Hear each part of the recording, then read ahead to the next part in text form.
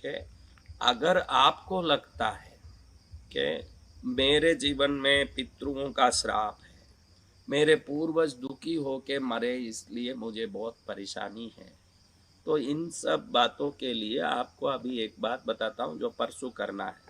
वो काम घर के अंदर करना है ताकि वो पूर्ण रूप से पितरों को खुश करके विदा करें। वो क्या काम है, मैं परसों बताया आपको। कोई भी केले का झाड़ हो, उसको आप काटते हो ना, कटने के बाद उसके पास से एक झाड़ प्रकट होके आ जाएगा।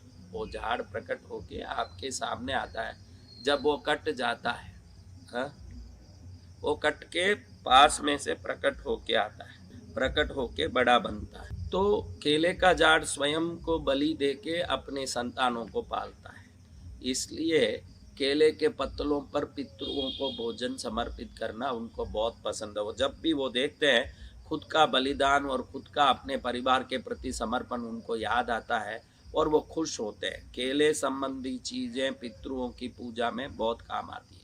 अभी नवग्रह 5 रंगों में बंट जाते हैं। कोई अभी देखो, चंद्र और शुक्र सफेद, चंद्र और शुक्र सफेद, मंगल और सूर्य लाल, बुध हरा, गुरु पीला, शनि राहु केतु काले। ये 5 रंग में सब आ जाते हैं। इस 5 रंगों का उपयोग करके जो पितृ पूजा करते हैं उनके जीवन में पूर्ण सफलता और मंगल होता है। ये सब टोटके टोने नहीं है। मैं आपको घड़ी घड़ी बोलता हूँ, मैं जो उपाय बताता हूँ ये कोई टोना टोटका मैं बताता नहीं हूँ, क्योंकि मुझे टोने टोटके पर उपायों पर विश्वास नहीं है।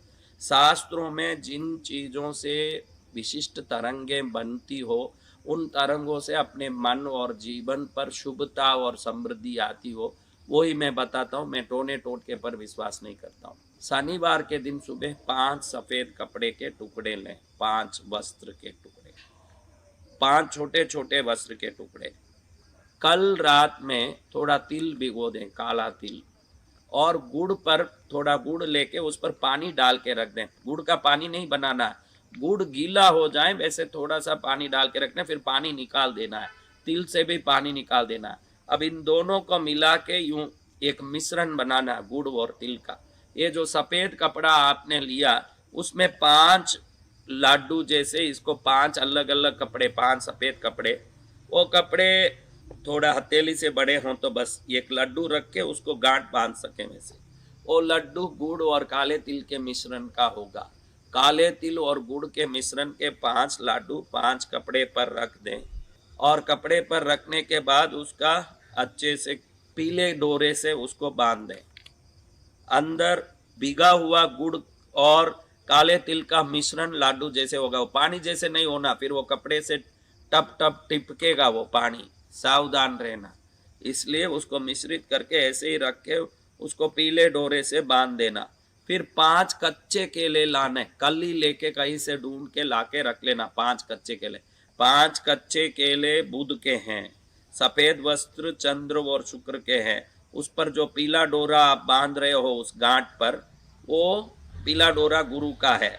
अब ये केले का जो ऊपर का डंडा होता है ना, केले का डंटल, एक कच्चा केला लोगे तो केला जहां से तोड़ा गया वहां डंटल होता है ना, उस डंटल में ये केले को लाल डोरे से बांधना।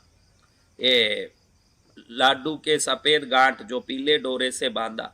अपन एक 5 कपड़े ले रहे हैं, उस कपड़े में गुड़ और तिल के मिश्रित 5 लड्डू डले बना के उसको पीले डोरे से बांध रहे हैं।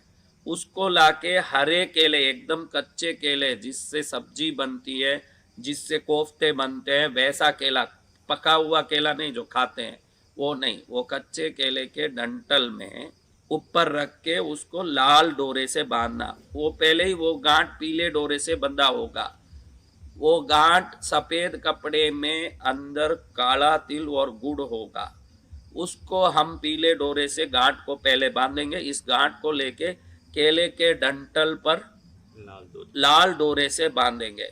फिर ये 5 केले, 5 गांठ बंधे हुए को आप जो पूर्वजों के लिए भोजन चढ़ा रहे हो, उसके पहले सबसे पहले पूर्वजों के लिए चंदन की टिक्की करके, पुष्प चढ़ा के, धूप दीप करके, उनको ये 5 केले समर्पित करके हमारे 5,000 पीढ़ियों में जो भी गलती हुई हो उसको क्षमा करके इस शास्त्रोक्त पूजा को स्वीकार करके आप हम पर कृपा करें। इसमें काला तिल शनि राहु केतु है, गुड़ और लाल डोरा सूर्य और मंगल है, पीला डोरा गुरु है, सफेद वस्त्र चंद्र और शुक्र है और हरा केला बुध है।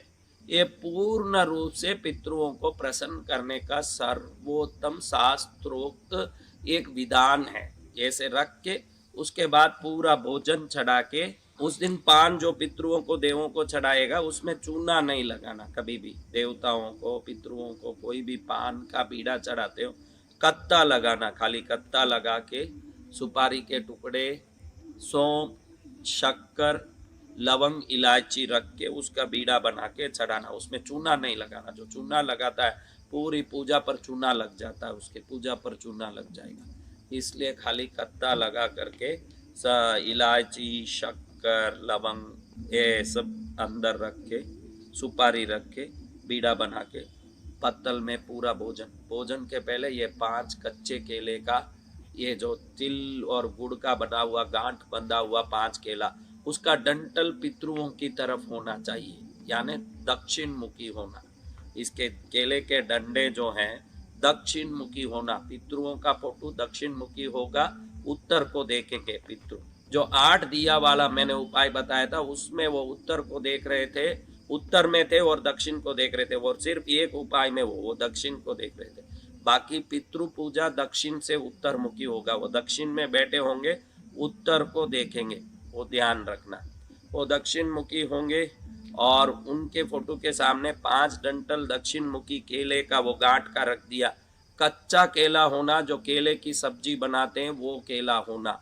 उस केले पर ये गांठ बांध के रख दिया तो कई जन्मों के श्राप हो, आपको मालूम नहीं पड़ता हो, घर में घड़ी घड़ी बीमारी आती हो और पैसा खर्च हो जाता हो, नुकसान हो जाता हो, कहीं ना कहीं से अपमान हो जाता हो, कहीं ना कहीं प्रॉब्लम हो जाता हो, पीड़ा आ जाती हो, तो इन सब को कोई ना कोई दैविक पैतृक दोष माना जाता है। तो ये उपाय करके हम उस दोष से अच्छे से निवृत्त हो सकते हैं। ये छोटे छोटे उपाय है। डॉक्टर जो गोली देता है ना, वो ज़्यादा से ज़्यादा ये छोटी उंगली में रख के ऐसे पकड़ो तो वो गोली आ सकता है, इतनी सी गोली है। वो इतनी सी गोली पूरे शरीर की बीमारी से, हमको इतना बड़ा शरीर जो 65 किलो 70 किलो 80 किलो के शरीर के रोग निवृत्ति के लिए जो गोली खाते हैं वो भी 70 किलो की गोली होती है। नहीं होती। कितना? 10 ग्राम भी नहीं होती। 10 ग्राम की जो इस उंगली के टिप पर खड़ी हो सकती है, इतनी गोली ये 80 किलो 100 किलो की शरीर के रोग से निवृत्त कर सकती है। तो ये इतना सा उपाय आपके 100 जन्मों के पीड़ा से आपको निवृत्त कर सकती है। समझ रहे हो मेरे बच्चों? इसलिए ये उपाय करके पितरों की पूजा भी अच्छे से करके इसी जन्म को सफल करो और अगले जन्म को भी मंगल करो। और खास करके 15 तारीख से मैयर में बढ़िया से आयोजन में, दोपहर में देवी भागवत कथा, शाम में यज्ञ, रात में भक्ति जागरण। सब लोग नवरात्रि में आओ, सुबह 10 बजे से 1 बजे तक मेरे साधना कक्ष में बैठ के मंत्र जाप करो। सब लोग मैयर आओ। और कष्ट हो, दुख हो तो हमने यहाँ का भाड़ा, जगह का, पंडाल का खर्चा, कोई भी भोजन का खर्चा, पंडितों का खर्चा, यज्ञ का खर्चा जोड़े बगैर सिर्फ सामग्री, पूजा वस्त्र, पूजा साड़ी, यंत्र, कलश और स्नान का चूर्ण और पूजा सामग्री 2500 का आ रहा है।